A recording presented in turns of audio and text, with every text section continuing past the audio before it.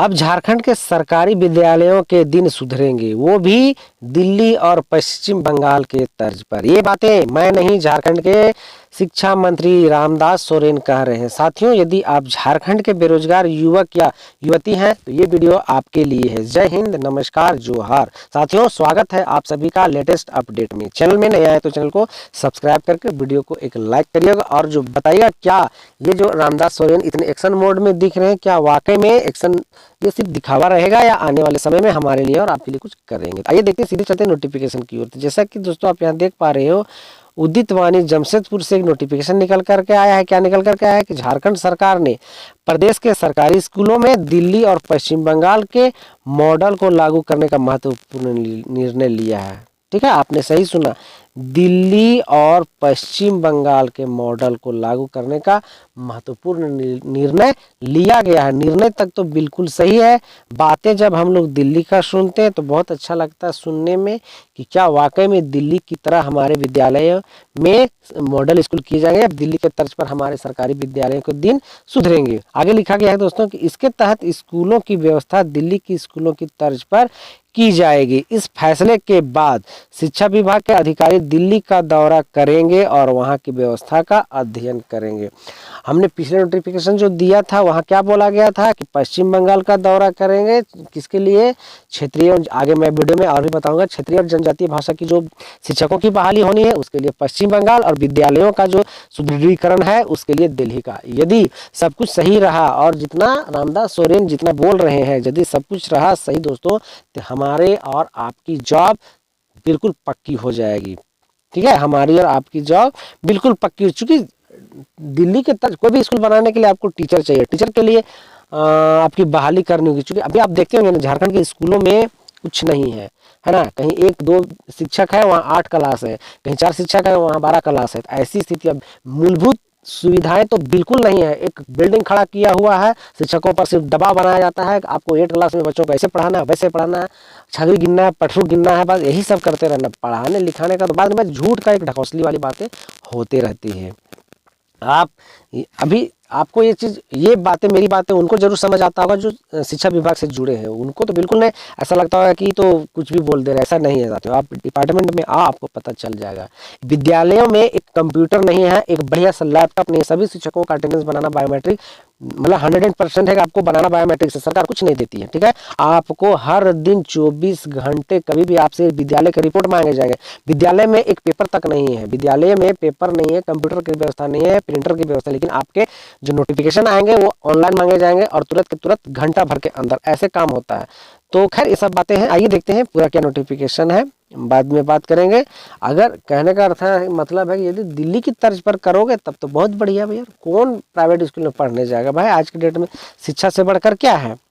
तो आइए देखते हैं दोस्तों कि जनजातीय और क्षेत्रीय भाषा की पढ़ाई होगी प्रारंभ। झारखंड में पश्चिम बंगाल की तरह जनजातीय और क्षेत्रीय भाषाओं की पढ़ाई भी शुरू की जाएगी। शिक्षा मंत्री रामदास सोरेन ने बताया कि राज्य सरकार स्कूलों में जनजातीय भाषाओं की शिक्षा को मजबूत बनाने के लिए कदम उठाएगी और इसका आरंभ प्राथमिक कक्षाओं से होगा। अर्थात उनका मानना है कि पहले प्राइमरी सेक्शन में इसकी पूरी कर ली जाए, यहाँ से प्रारंभ किया जाएगा। इस पहल के तहत जनजातीय और क्षेत्रीय भाषाओं की पढ़ाई स्कूलों से लेकर विश्वविद्यालयों तक विस्तार किया जाएगा। चलिए, विश्वविद्यालय तो बात की बात है, लेकिन कम से कम प्राइमरी सेक्शन में हो जाए, यही बड़ी बात है। आगे लिखा गया है दोस्तों, पश्चिम बंगाल के दौरे के दौरान जानकारी जुटाएंगे अधिकारी।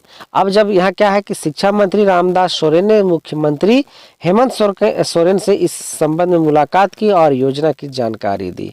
मुख्यमंत्री ने इस प्रस्ताव पर सहमति दी और अगले महीने के पहले सप्ताह में स्कूली शिक्षा एवं साक्षरता विभाग की एक टीम पश्चिम बंगाल का दौरा करेगा। अर्थात अभी तो कहने का मतलब महीने, साल का लास्ट चल रहा है, महीने का लास्ट चल रहा है। अगले महीने 1 जनवरी के बाद जो है नया साल जैसे ही शुरू होगा, फर्स्ट वीक में ऐसा माना जा रहा है कि जो टीम बनाई जाएगी, जो भी टीम सरकार के द्वारा बनेगी, वो टीम जाएगी पश्चिम बंगाल और वहाँ के जो ये भाषा की जो पढ़ाई की बात है उसका निरीक्षण करके वहाँ से अपना रिपोर्ट लाएगी। यह कहता है कि यह टीम वहाँ की, क्या जो ये टीम जो बनेगी वहाँ की क्या करेंगे, जनजातीय और क्षेत्रीय भाषा की शिक्षा की व्यवस्था की जानकारी जुटाएगी। टीम स्कूलों में शिक्षक की नियुक्ति, पाठ्यक्रम और अन्य संबंधी पाठ्यक्रम और अन्य संबंधी पहलुओं पर रिपोर्ट तैयार करेगी ताकि झारखंड में इस व्यवस्था को लागू किया जाएगा। टीम यहाँ से जाएगी, वहाँ निरीक्षण करेगी कैसे वहाँ क्या चल रहा है, उसके बाद वो अपना रिपोर्ट सौंपेगी झारखंड सरकार को, फिर झारखंड सरकार आगे की व्यवस्था जो है वो लागू करेंगे। आगे देख रहे हैं साथियों कि शिक्षकों की नियुक्ति प्रक्रिया शुरू कब होगी शुरू, उसको भी देख लेते हैं कि झारखंड के प्राथमिक स्कूलों में जनजातीय और क्षेत्रीय भाषाओं में शिक्षकों की नियुक्ति की जाएगी। इसके लिए कुछ समय पहले जिलों से रिपोर्ट मांगी गई थी। ये कब की बातें हैं, चंपई सोरेन के समय की बातें, जब चंपई सोरेन हमारे मुख्यमंत्री थे, जिसमें स्कूलों में शिक्षकों की आवश्यकता का आकलन किया गया।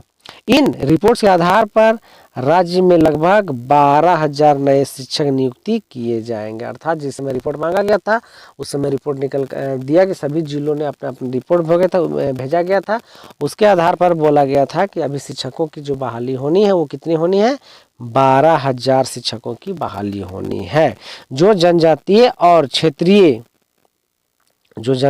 क्षेत्रीय भाषाओं में शिक्षक की नियुक्ति की जाएगी। इसके लिए कुछ समय पहले जिलों से रिपोर्ट मांगी गई थी। जैसे कि अभी हमने बताया कि पहले ही ये चंपई सोरेन की समय की बात है कि मांगा गया था रिपोर्ट, सभी ने रिपोर्ट दिया था। आप सभी विद्यालयों ने अपना अपना रिपोर्ट दिया जिसमें 12,000 शिक्षकों की बहाली होने की बात हुई थी। स्कूलों में शिक्षकों की आवश्यकता का आकलन किया गया।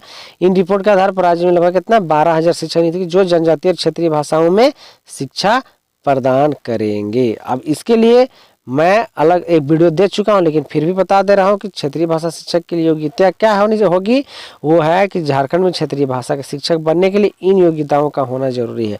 अभ्यर्थी को इंटरमीडिएट में कम से कम 45 अंक होने चाहिए। ठीक है, यहाँ आप देख पा रहे हैं कि कम से कम कितना होनी चाहिए, इंटरमीडिएट होनी चाहिए। अभ्यर्थी को जिस विषय में नियुक्ति के लिए आवेदन करना है उस विषय में इंटरमीडिएट में पास होना जरूरी है।